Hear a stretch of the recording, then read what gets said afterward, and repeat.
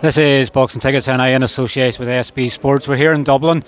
I'm probably going to say, Gary, probably welcome home. Sort of your 16 fights so far have been away from home and everything else. This probably feels like a debut probably for you again now because it's at home. Yeah, it's a special night. It's a night that I've dreamt of ever since I started boxing 20 years ago. Watching Bernard Dunn going in the point depot, fighting for world titles and stuff, and it's a night that I've always believed that would come, but it's been a long time coming, and there's been a lot of work to get here. So yeah, man, May 20th is going to be special, and I'm excited. A lot of your career's obviously been in Belfast, and obviously Belfast been like a second home. I guess we last spoke obviously just over a year ago. You've had 3 straight knockouts since. What away? I guess obviously your first fight with Vasquez sort of got you the contract with sort of Matchroom, but 2 straight knockouts since. Is it just a guess that, you know, give the opponents up and you'll knock them out? Like you've 10 KOs in 16 fights, so it's proven that you've power. People look at you at obviously the weight, you know, with the height and everything else, and they think, he's a freak. We obviously know you're a freak in terms of, you know, what you possess in the ring, but is this now giving you the perfect platform to get a fight in Dublin, hopefully as co-main event, and then build yourself until you can get to stage the headline? 100%. Yeah, I'm a freak in my stature. I'm a freak in everything I do. I'm a freak in how hard I work, how committed I am, how disciplined I am, and how dedicated I am to this as well. So I like to just, whoever the opponent is, I'm going to put my head down, I'm going to get to work, I'm going to put in the best camp. Every camp I'm going to put in the best camp that I possibly can put in, and yeah, the performances are shown. So yeah, this is a big step up, I suppose. In all my fights have been in Belfast or the UK, so you've not got that pressure, I suppose, of fighting at home and all your friends and your family and stuff. So there's a little bit of added pressure, but it's going to be special. And like I said, I want to come back and headline here one day as well. So this is just a step towards doing that, and I'd like to get a big fight, like you said, and co-headline, be co-feature to Katie Taylor on her special night, and then build up and come back and headline myself towards the end of the year as well, you know. You've had obviously the big Irish field, obviously Colin Woodley obviously last year, you obviously got the big Irish field for it, but nothing's going to probably prepare you, you know, it'll be like walking in the ring for the first time again, at the nerves of walking out in Dublin. Probably at some stage you thought it might ever happen, I guess, when you see Katie's only obviously getting her homecoming in her 23rd fight.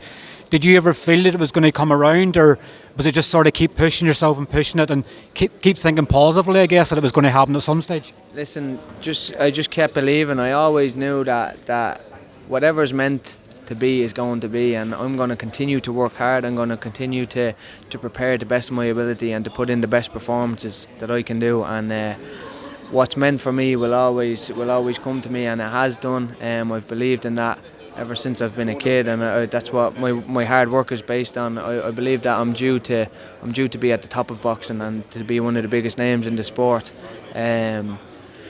So I just continue to work hard and put in the big performances and prepare to the best of my ability. And look, whatever's meant for me is going to come to me, like I said, and it has been. And but like I said, there has been a couple of times where obviously doubts creep in, and it looks like it may not come off and it may not happen. But fair play to Katie.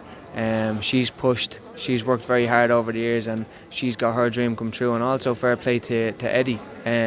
We got a lot of people, it should be this venue, it should be that venue. There's no other promoter in world boxing trying to come back to Dublin, so the Irish fans, I believe, should be grateful for Eddie. He's made this happen as well, and he's got Katie obviously on the card, and I believe the next star in world boxing in myself on the card as well as co-headline. So yeah, it's going to be a special night.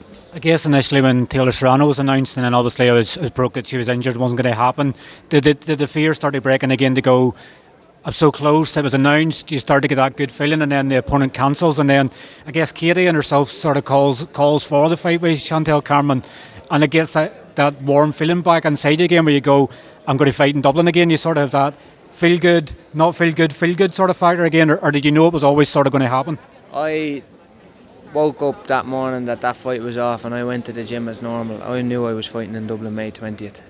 I know Katie's been promised this event, and I know how Katie thinks, and I know Katie's mindset. She was not going to let Amanda Serrano pulling out stop this event. So I always knew that I was going to be fighting here. I went to the gym, I continued to work hard. I was just waiting on another announcement of another opponent. Obviously Chantel came out and said she was open to the fight, and it happened. But yeah, no, I never switched off. I always believed that. I knew it was going to happen. Once May 20th was announced, May 20th was announced for me, and that was it. No matter all the outside noise can come into play, but I kept my head down. I knew I was fighting May 20th, and here we are. Obviously, I know Maxie Hughes initially. Obviously, the idea was obviously that fight. Obviously, looks like he's fighting George Kambosa in Australia. I think. Do you obviously? Is the problem for you now is with 5 straight knockouts, and you want to probably get rounds? Do you need somebody that's very, very durable now, where you hope to get rounds? But I guess it's all well and good in planning an opponent, and if you land on their chin, they just can't take it. Ideally, who would you sort of like? I know obviously there's been names floated about. If Eddie was to say to you, Gary, who do you want? I guess you'd probably want a world title, wouldn't you? But who would you ideally see as someone that can give you a few rounds at least? Yeah, look, we were looking at the Maxi Hughes fight obviously, and he's went and got a fight with Kambosis, maybe Kambosis fight as well. We were kind of talking about as well. So both of them obviously have gone and fought each other. So best to look both of them. Jorge Linares has been thrown around. I like the thought of that fight. I like that fight.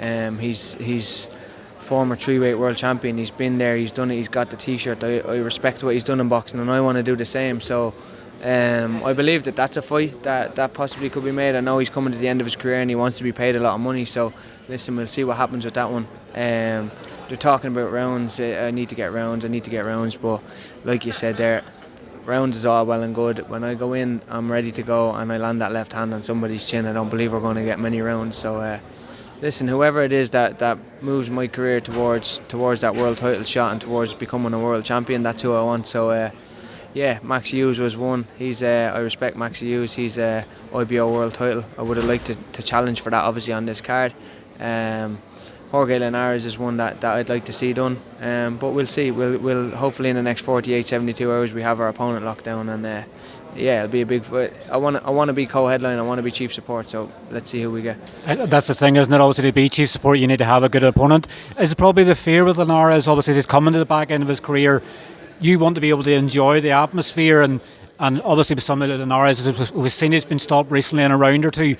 Do you want someone who's going to take you a few rounds so you can enjoy the atmosphere, or the fact that you don't care if it lasts 30 seconds, you're in there, you can enjoy it and you can soak it all in? Or would you want someone ideally that's going to take you 10 rounds so you can enjoy every second that you can get?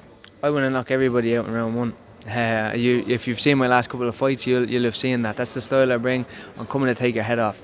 Round one, it's a fight, let's go. So yeah, listen, if somebody comes and is a little bit more, I suppose, tough as we say, and brings me a couple of rounds, and so be it. I'm very well conditioned, and I've been boxing my whole life. I've been training my whole life to go, the last couple of years especially, to go 10 rounds, to go 12 rounds, and we've built that engine over the last couple of years, and anybody who knows me and trains alongside me will tell you how good my engine is. But I'm explosive as well, and I punch very, very hard, and when I land on these guys' chins, they're just going down. So listen, I'm coming in, I want 15 more fights in my career and 15 first round knockouts if I can do that. But like I said, I'm prepared to go the distance. Obviously Dublin will be special, but would you choose going 10 rounds and enjoying all that atmosphere, or the roof coming off the Tree Arena, getting a first round knockout, co-headlining the Katie Taylor, a full 10,000 seater stadium? So I'm picking the second one all day long, and that's what I'm coming for on May 20th, no matter who it is. So I guess it's sometimes, isn't it? It's like the hourly rate sort of, you know your fight person, if the fight only lasts 30 seconds, it's an easy workout for you. Does it sort of, I guess in some ways you look like the stoppages and everything else, but sometimes when you put in a hard camp, you want to have rounds to show things? Or is it probably, like as I say with Paddy McCrory, the less people can see of you, the harder is it for them to prepare? Are you sort of in that predicament where you want to show people new things, but you also don't want future opponents to see what you're working on either? Yeah, look, I'd like to, I suppose, get an opportunity to showcase what I can do a little bit more. I haven't really settled down into a fight and got into 5, 6, 7 and started flowing and started really showing what I can do. So that sometimes does get in my head that it's a little bit annoying, that I actually want to show people a little bit more. But like I said, and it's cliche now at this stage, you don't get paid for overtime. Your purse is your purse, and if I can get everybody out in the first round, everybody's going out in the first round. I don't believe that I will. Obviously, that's not going to happen. Stepping up the levels, these guys are going to be bigger tests and tougher tests and stuff like that. But listen, going through the rounds, I'm only going to settle into the fight more. I'm only going to get more relaxed, and I'm built for this, man. So yeah, the performances are only going to get better. I know you and Thomas Carty obviously are both on the card, and you both were in the 3 Arena the other week, probably soaking the atmosphere up in advance. When you've realised that, I guess as a fan sort of there watching an event, to be on the opposite side of it now, are you fully prepared for the atmosphere it's going to bring, or I guess are you leaving stuff to the imagination still on what it's going to feel like when your name's shouted out and you make that ring walk? You just probably couldn't imagine in your wildest dreams. No, you can. I was at the Bellator there in the 3 Arena last week, and it was nearly full, and there was a great atmosphere there. But I don't think you can ever imagine what this atmosphere is going to be like. This is not only that the 3 Arena is going to be full of Irish fans. This has been a long time coming, and we've been starved of this for the last 15 years. So people are very, very excited about this event. This is going to be a special night. I'm actually going to see Snoop Dogg there on Sunday as well to get a little bit more of a feel for it. But I don't think that going to any show on earth, the 3 Arena on May 20th is going to be different. It's going to be different gravy. It's going to be special, and no sort of imagination even can get you ready for that. But I'm looking forward to it. It's been a long time coming, and I'm going to realise a dream on May 20th. So it's exciting as well, you know. Just obviously finally, because I know the press conference about to start, also just want to finally touch on Katie, I guess. Pete Taylor, obviously her father's your coach. He's probably the proudest man in Ireland at the moment. Obviously the fact that Katie's finally, after so many years of even trying to get into the sport and everything else, for him to finally get the occasion. But I guess more so for you, you're probably like a proud sort of associate sort of in a way, obviously, to him, the fact that you know how proud this moment's going to be for Pete to obviously they see Katie fighting at home, but also getting the experience of it with you. What way do you feel obviously about Katie? Obviously, potentially, you know, it's the first time I think in history that undisputed versus undisputed, and Katie going for her second weight class. Is it? I guess it's going to be one of these fights where people go, Taylor, Cameron. It's can't you do it? But who's going to back against Katie? Yeah, Katie's getting her homecoming. I'm saying about how special this is going to be for me, but Katie's worked for her whole career. She's went against the odds. Even like women's boxing wasn't a thing when she was coming about. You know what I mean? And she's created all this, and she's created opportunities for all of us Irish fighters out there as well. And she's realising a dream on May 20th as well. And I don't believe anybody can beat Katie in Dublin, no matter who it is. She's stepping up. She wants all the smoke. She wants to prove she's the best. She doesn't care what weight it is, and nothing but respect for her, you know, because that you don't see that very often in athletes. So yeah, like I said, I'm fully backing, fully behind Katie, and I don't believe anybody can stop her on May 20th. She's coming in here. She's worked her whole life for this night, you know what I mean, and I don't think anybody's going to take it away from her. Can you obviously latch into that a wee bit, obviously, and Katie's build up to the fight and sort of preparing yourself, I guess, and probably learning some things from her, because she is the greatest athlete Ireland's ever had. If you can obviously learn probably something from her, I know you've obviously been around her for quite a few years, but they learn something from her and the build up from it will help prepare you whenever you have your big nights headlining. Of course, I've been learning from Katie for the last 10-15 years since I've ever met her. She's somebody that I look up to, and somebody that inspires me an awful lot as well, you know. So I've been learning from her a long time, and I want to be the next one to spearhead Irish boxing when Katie hangs them up, and to take the throne from her, I suppose, and to do what she's done, to bring thousands of Irish fans over to Madison Square Garden, Paddy's weekend, do nights like that, come back to the 3 Arena, come back to stadiums back here, and to fill them up as well. So she's somebody that I've looked up to for a long time, and yeah, for sure, there's lots to learn from her as well, you know.